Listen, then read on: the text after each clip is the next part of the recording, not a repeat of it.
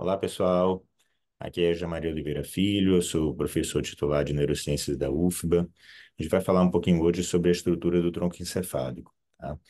Para falar um pouquinho sobre essa estrutura que é um pouco complexa, a gente escolheu duas referências principais que são de uma metodologia um pouco diferente da habitual mais moderna em relação à metodologia de mostrar peça anatômica, tá? Então, essa metodologia é baseada em cortes bem finos, milimétricos, abaixo do que a gente conseguiria no corte anatômico, mas realizadas em peças cadavéricas, que foram escaneadas em aparelho de ressonância magnética de alta resolução. Então, se consegue obter cortes submilimétricos, seriados, para conseguir avaliar melhor essas estruturas neuroanatômicas, tá? Então, há um artigo publicado em 2018 com cortes seriados da medula espinhal, que eu vou usar como base para a gente extrair algumas informações que vão ser usadas no tronco encefálico, e a maioria da aula vai ser nesse segundo artigo de cortes seriados do tronco encefálico. Então, nessa figura daqui, a gente vê várias sequências de ressonância magnética, que importa menos quais são as figuras. Eu vou só detalhar um pouco a curiosidade dessa última figura, que é uma anisotropia fracionada com código de cores, tá? Então, essa coloração azulada mostra as fibras que estão presentes no sentido longitudinal, então eles estão vindo no eixo crânio-caudal, ou caldo cranial, né? Ele não consegue diferenciar a direção das fibras, mas é no eixo vertical. Enquanto que essas outras cores, a verde, a vermelha, são fibras no eixo transversal, tá? Essas figuras aqui se referem aos níveis medulares que a gente está acostumado a ver, então C1, C7 aqui na região cervical, T8 representando a região torácica, L de lombar e S de sacral, tá? A gente consegue perceber aqui, ó, nessa parte central, aquele H medular formado por substância cinzenta, e na periferia substância branca, chamando a atenção que à medida que vai ascendendo da medula, né, então comparando esses cortes inferiores com o corte superior, a gente vê mais substância branca, porque à medida que vai subindo, vão entrando as informações sensoriais, que são a maioria das informações da medula, e à medida que elas vão entrando, vão formando os tratos que vão tornando a substância branca mais volumosa em relação à substância cinzenta, tá? Na substância cinzenta, a gente tem o corno posterior, que é sensitivo, o corno anterior, que é motor, tá? E na substância branca, a gente tem os três funículos, né? O funículo posterior, aqui localizado, o funículo anterior, aqui localizado, e os funículos laterais, esse lateral de um lado, lateral do outro, tá? É, O que importa aqui nessa formação para o que a gente vai entender no tronco cefálico é como estão organizadas essas informações desses funículos, tá? Então, nesse funículo posterior que a gente está vendo aqui, ele é ao longo de toda a medula espinhal, a gente vai ter as informações referentes a algumas modalidades sensitivas, né? Então, principalmente a sensibilidade vibratória, proprioceptiva consciente e tato epicrítico vão estar passando por aqui. E essas informações elas vão estar passando por dois tratos, também chamados aqui de fascículos, né? Grácil aqui medial e o cuneiforme mais lateral, nessa região cervical e torácica mais alta. E a partir da região torácica mais baixa para a lombar, a gente tem apenas o fascículo grácil. Por quê? Porque o grácil é referente a essas modalidades sensitivas de membros inferiores, enquanto que o cuneiforme, que começa a aparecer aqui, né, na região torácica média para cima, né, a gente começa a ter o membro superior representado no fascículo cuneiforme, tá? Aqui nessa região aqui de trás. Essas fibras desse funículo posterior são fibras que, quando entram na medula espinhal, vão percorrer a medula espinhal ipsilateral ao ponto de entrada. Então, quando a informação sensorial vem do gânglio da raiz dorsal, vai penetrar nesse fascículo grácil cuneiforme e vão ascender pelo mesmo lado. Tá? Isso vai ser para contrastar o restante das informações que entra na medula pelo funículo lateral e pelo funículo anterior. Esses vão cruzar na medula à medida que eles vão entrando na medula, tá? Então vejam que essa é uma diferença básica, assim, que no funículo posterior as informações seguem pelo mesmo lado e sobem até o bulbo. Aí a gente vai ver no bulbo eles vão cruzar, enquanto que as informações do funículo lateral e do funículo anterior, eles vão entrar na medula, é, fazer sinapse aqui no corno posterior da medula e cruzar para o lado oposto para formar os tratos que a gente vai descrever, tá?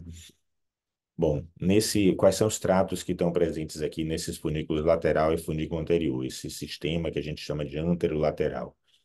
No funículo lateral está presente aproximadamente nessa região daqui, o trato espinotalâmico lateral vai levar informações sobre sensibilidade térmica e dolorosa. Nesse funículo, nessa região mais posterior aqui do funículo lateral, vai estar passando o trato córtico espinhal, então informações motoras, né, de motricidade voluntária.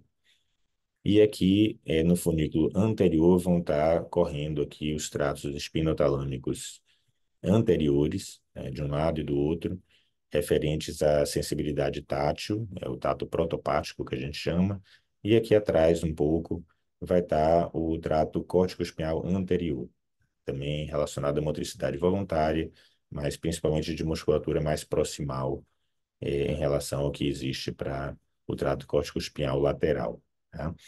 Então, essas informações aqui sensoriais, eu vou focar aqui nas sensoriais principalmente, as que entram pelo trato espinotalâmico lateral e trato espinotalâmico anterior, já são referentes a fibras que cruzaram do lado oposto, vindos do corno posterior da medula. Então, elas entraram aqui pelo gânglio da raiz dorsal, né, a raiz dorsal, fizeram sinapse aqui no corno posterior da medula e cruzaram para o lado oposto para formar esses tratos espinotalâmico anterior, espinotalâmico lateral.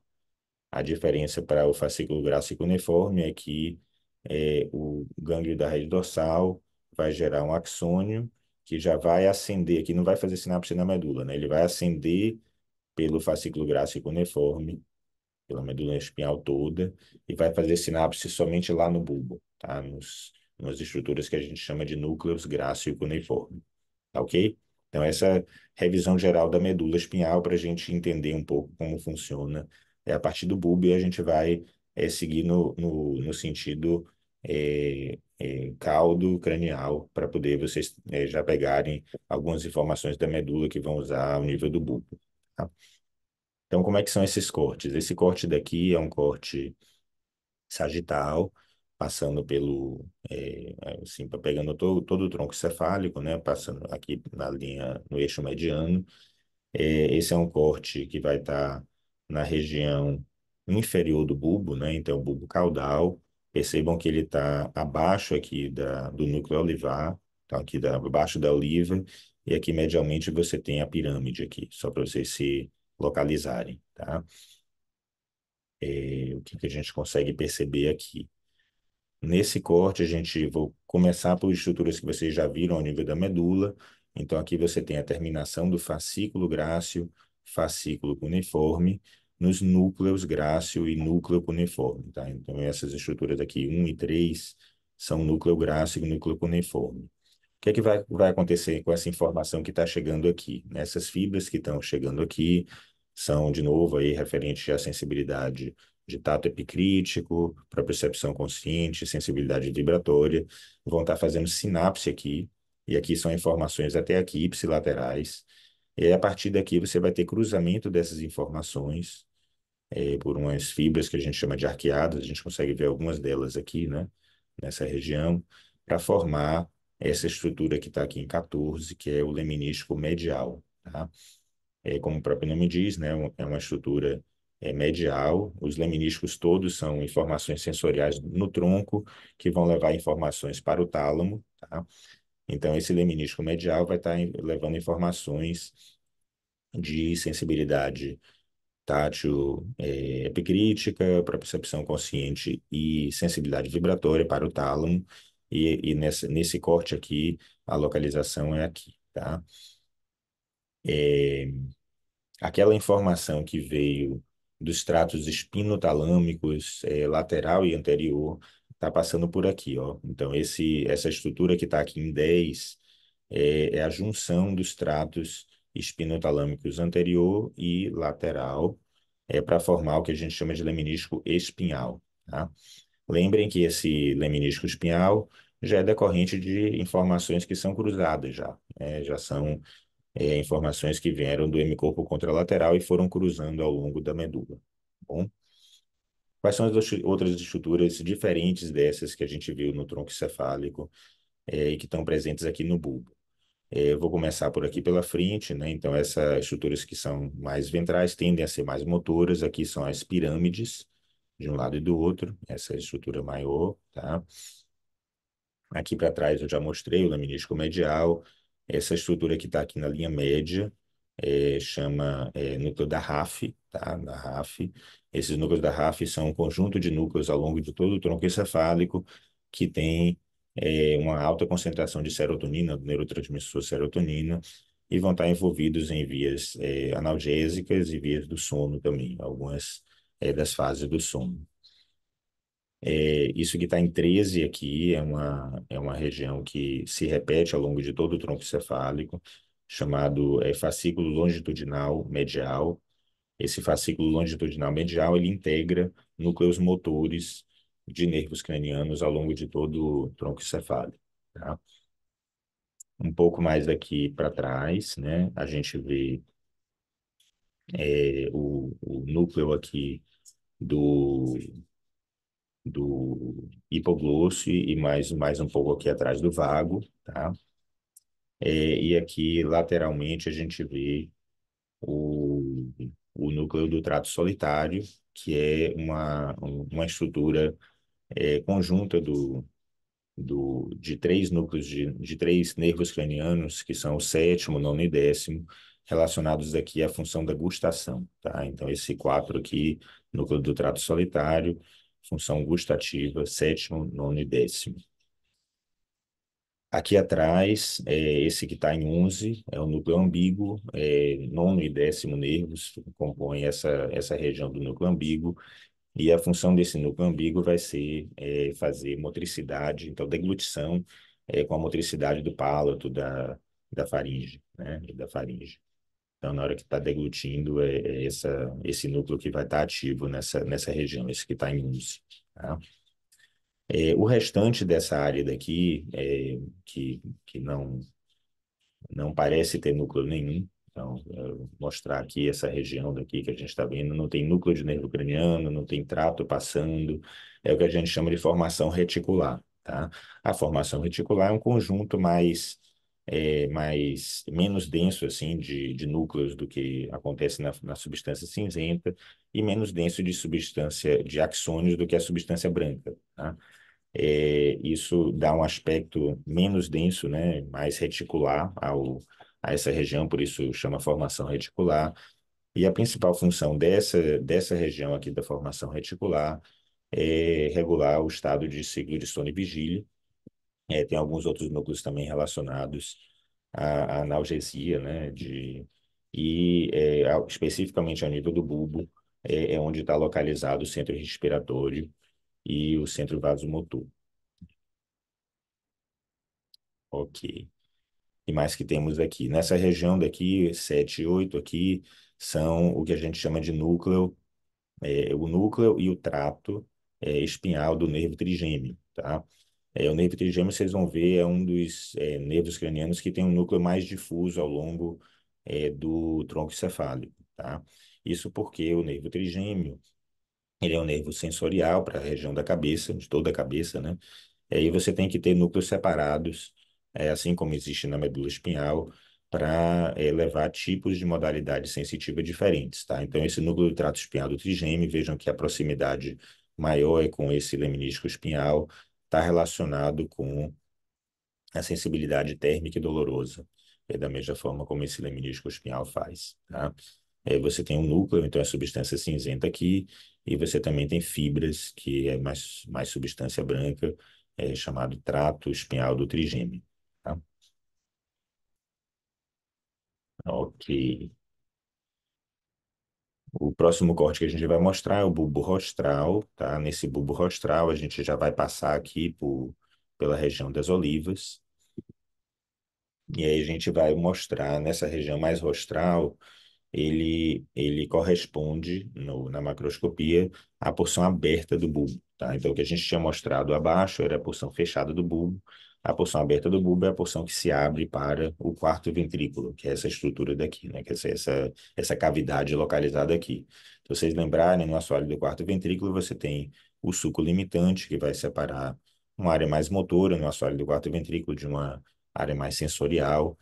Nessa parte lateral você tem os núcleos vestibulares, que são esses que estão aqui em quatro, enquanto que na área mais medial você tem aqueles trígonos do vago e do hipoglosso, que são correspondentes a esses núcleos do vago e hipoglosso que a gente vê aqui, tá? Então, o núcleo do hipoglosso é esse daqui, que está em 7.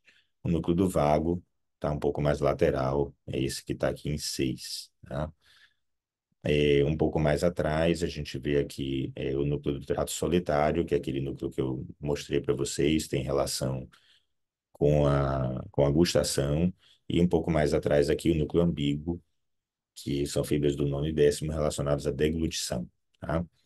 Nono e 10, 9 e 10 aqui, que a gente vê aqui, são parte das fibras do núcleo do quinto, o núcleo do trato espinhal do quinto e o trato espinhal do quinto nervo, uma parte aqui do pedúnculo cerebelar inferior, tá?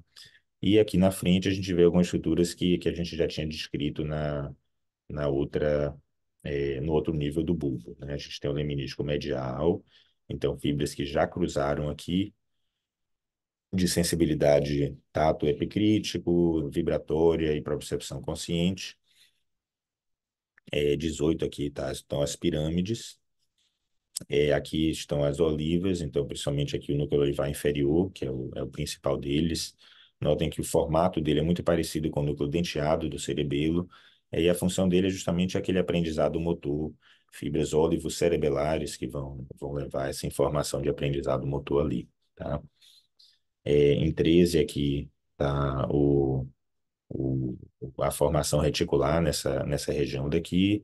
11 é o leminísco espinhal, está um pouco mais lateral aqui, e o leminísco medial aqui medial. O leminísco espinhal as outras modalidades sensitivas que não estão aqui, gerais do corpo, né, que não estão aqui no leminísco medial, tá?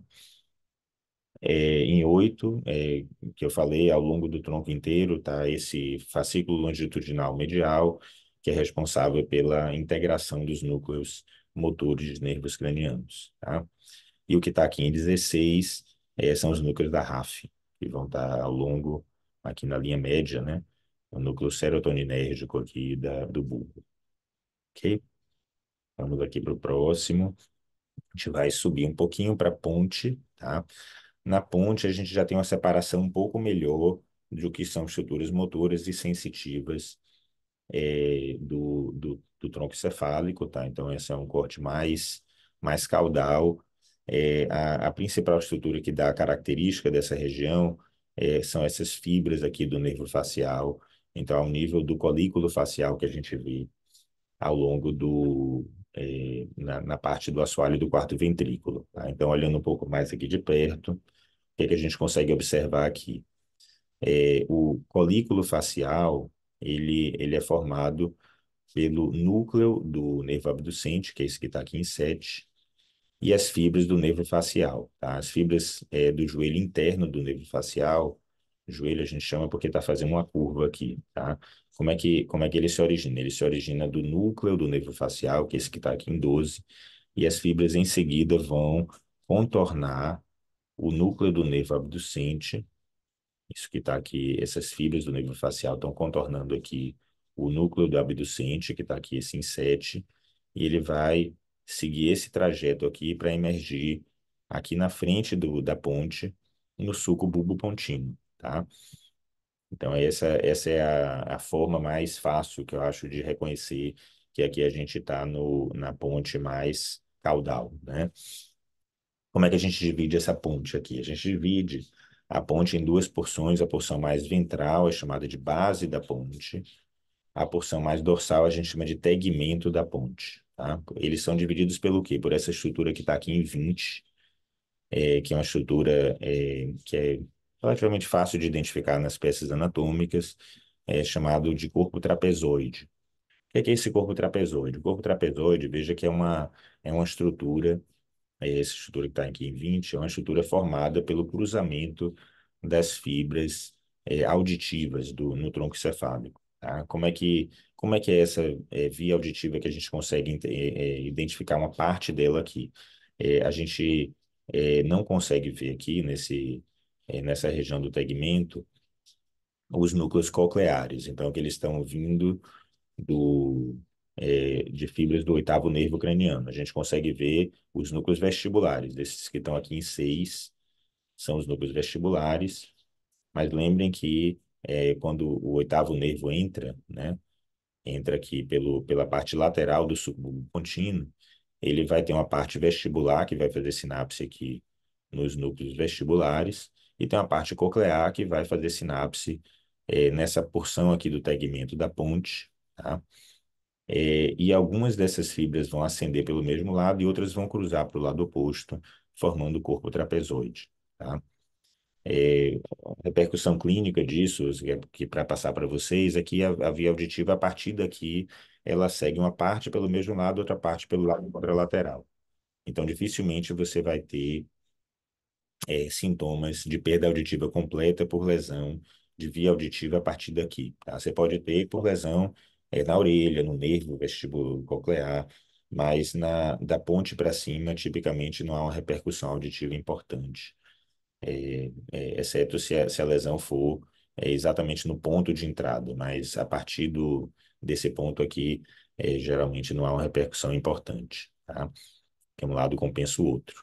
Bom, esse corpo trapezoide ele vai separar, né, a base da ponte que está aqui na frente do tegmento da ponte que está aqui atrás.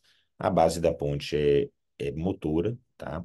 Enquanto que a parte do tegmento da ponte é sensitiva e é o local que contém os núcleos de nervos cranianos e a formação reticular, tá?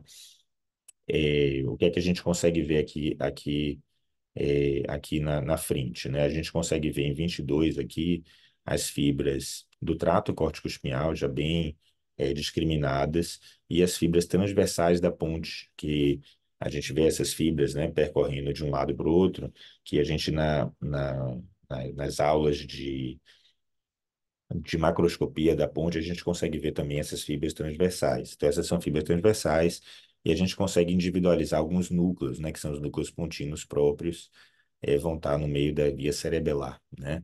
Então, aquela via córtico-ponto cerebelar das fibras que estão vindos para ajudar na coordenação de movimentos, estão vindo do córtex cerebral, fazendo sinapse aqui nos núcleos pontinos próprios e cruzando para o lado oposto e penetrando no cerebelo pelo pedúnculo cerebelar médio, que é esse pedúnculo daqui. Esse que está em 15 aqui é o pedúnculo cerebelar médio.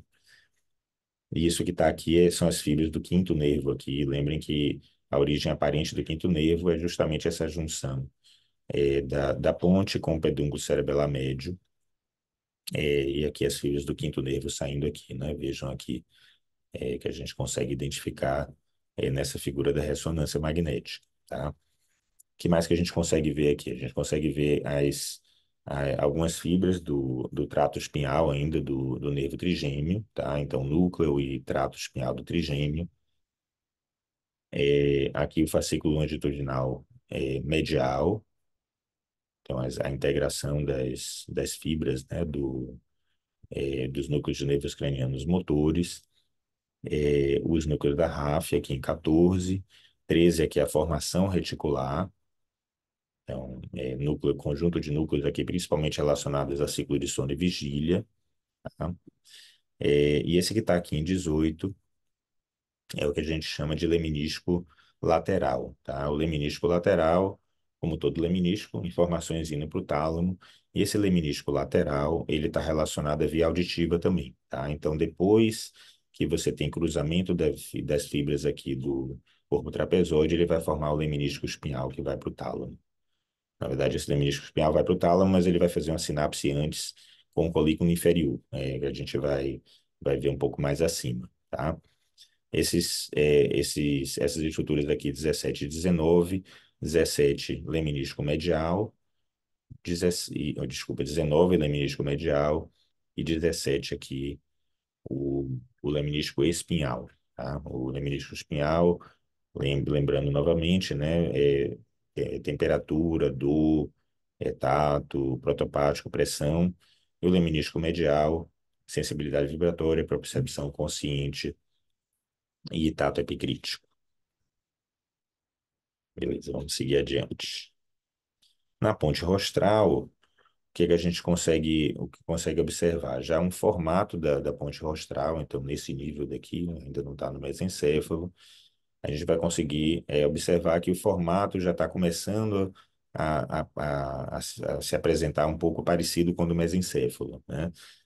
Uma das coisas que a gente não consegue diferenciar muito bem nessa região mais ventral aqui da ponte é qual é a distinção das fibras transversais para as fibras longitudinais, né? Percebam que elas estão mais é, misturadas uma com a outra. Então, imagine aqui meus dedos da mão sendo as fibras transversais é, atravessadas pelas fibras longitudinais. É mais ou menos isso que está acontecendo aqui. Então, aqui são algumas das fibras longitudinais, enquanto que essas aqui são fibras transversais da ponte, tá? Então, aqui são algumas fibras que vão compor o trato córtico-espinhal mais denso na parte inferior, que a gente consegue individualizar melhor, enquanto que as fibras transversais estão atravessando essas fibras do trato córtico-espinhal, córtico-pontino e córtico-nuclear, tá? Aqui são algumas das fibras do pedúnculo cerebelo médio, ainda que estão presentes aqui nessa região, e a gente vai conseguir observar algumas estruturas já conhecidas aqui, né? Então, aqui a gente vê o leminísculo medial, o leminísculo espinhal aqui, né? Um pouco do leminísculo lateral aqui, tá? Então, esse leminísculo lateral, lembra, são as vias auditivas, leminísculo espinhal, temperatura, dor, pressão, tato protopático, né? Leminísculo medial, sensibilidade proprioceptiva consciente, sensibilidade vibratória, propriocepção consciente e tato epicrítico, né? E nessa região mais ventral aqui, a gente tem o fascículo longitudinal medial aqui, né? Nessa figura também, aqui a gente consegue individualizar bem os núcleos da ráfia, a formação reticular, e nessa região daqui uma estrutura interessante para vocês conhecerem, que é o locus ceruleus, tá? Esse que está em 3 aqui é o locus ceruleus. Ele é o principal núcleo noradrenérgico aqui do tronco encefálico. Também vai ser importante por desencadear ciclo de sono e vigília, ciclo de sono e vigília. E nessa região daqui vão estar os neurônios principalmente responsáveis pela fase REM, de movimentos oculares rápidos do sono. O que está em 5 aqui ainda é o finalzinho do quarto ventrículo, mas aqui já ficando menor para formar o aqueduto cerebral. E essa região aqui em torno dessa terminação do quarto ventrículo se chama substância cinzenta periaquedutal, que vai estar começando a formar aqui, tá? Essa substância cinzenta periaquedutal também é uma área serotoninérgica, responsável principalmente pelas vias analgésicas centrais, tá? Esse trato tegumentar central aqui, que mostra aqui, mostrava no outro córtico também, eu vou comentar um pouco mais adiante, tá? A gente vai ver ele também superiormente aqui. É,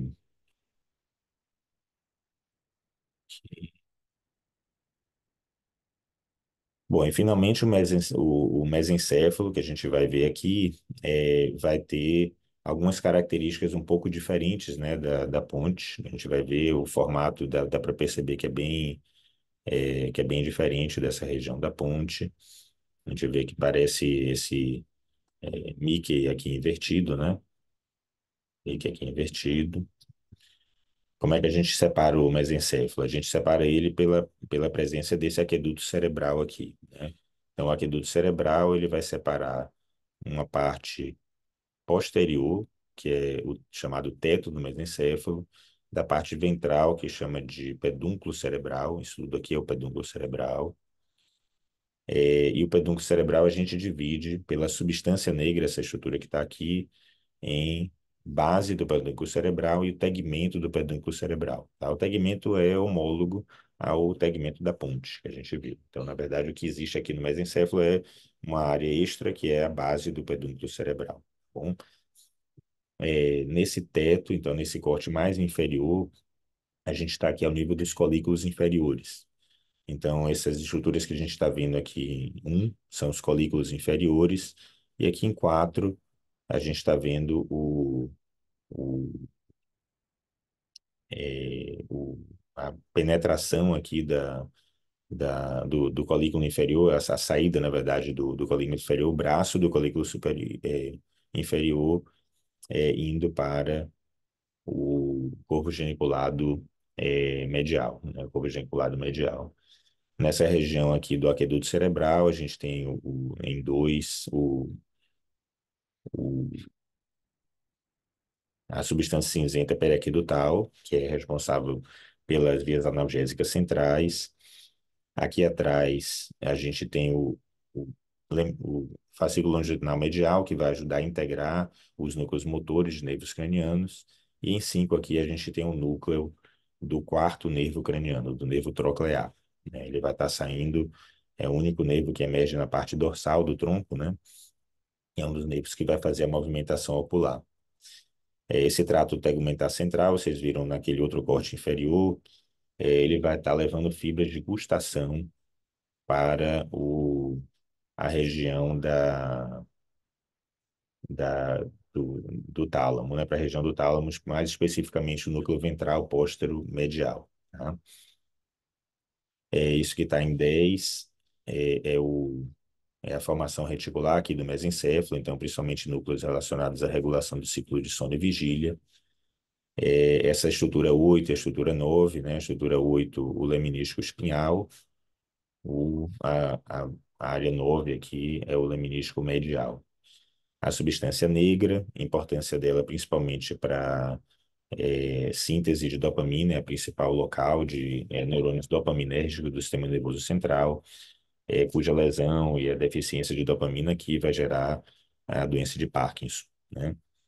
E nesse pedúnculo cerebral, essas fibras aqui são dos tratos córtico-espinhal, córtico-nuclear e córtico-pontino, relacionados à motricidade voluntária, né? Então, córtico espinhal vai fazer a motricidade voluntária do corpo, o córtico-nuclear, a motricidade da região da cabeça e pescoço, e o córtico-pontino vão ser aquelas fibras cerebelares que vão ajudar a fazer a filtragem dos movimentos.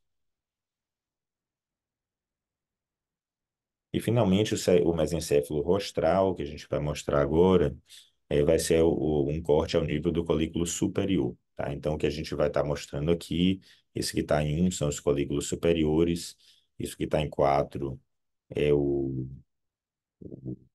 uma parte do braço do colículo superior indo na direção do corpo geniculado lateral do tálamo. A gente tem aqui a substância cinzenta periaquidutal com aqueduto cerebral em 3.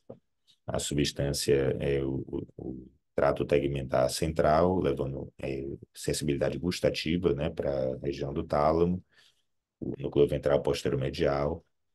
E essa altura aqui do corte é nesse complexo de núcleos que a gente chama de complexo óculo-motor. Então, essa região do complexo óculo-motor, lembre que o óculo-motor é o nervo craniano que faz a maior parte da motricidade ocular, né? Eleva o elevador da pálpebra, da pálpebra superior, vai inervar o reto superior, reto inferior, reto medial.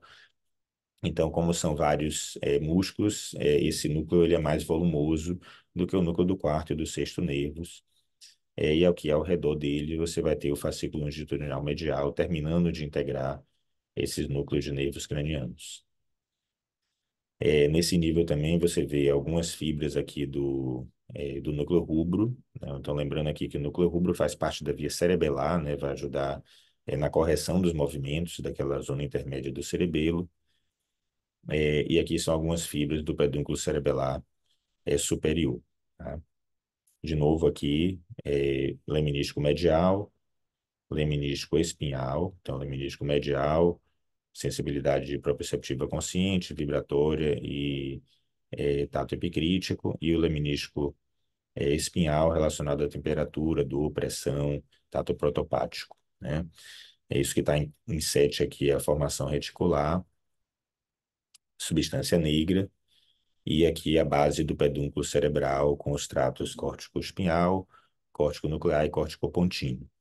Uma das curiosidades aqui nessa região é que dá para você perceber bem, tanto nesse corte quanto nesse, que a substância negra tem uma parte mais compacta, que fica mais escura aqui, e uma parte mais reticulada, que fica mais clara, nesse corte de ressonância, né? A parte compacta da substância negra é a que vai sintetizar a dopamina, né? Então, é principalmente nessa parte mais medial que a gente vê. E nos casos de mal de Parkinson, a gente vai perceber uma descoloração dessa região, justamente porque ficam menos densos, né? Os neurônios dopaminérgicos morrem por neurodegeneração nessa área daqui. Eu acho que é isso, gente. A gente finalizou a atividade aqui. Eu espero que vocês tenham aprendido. É muita informação, muita estrutura. Mas certamente essa aula ajuda vocês a compreenderem um pouco melhor como se comportam as fibras que estão passando ao longo do tronco cefálico. E essa aula vai ser complementada pela aula de vias ascendentes e vias descendentes, que ajudam vocês a integrar o conhecimento do restante do curso. Muito obrigado e até a próxima.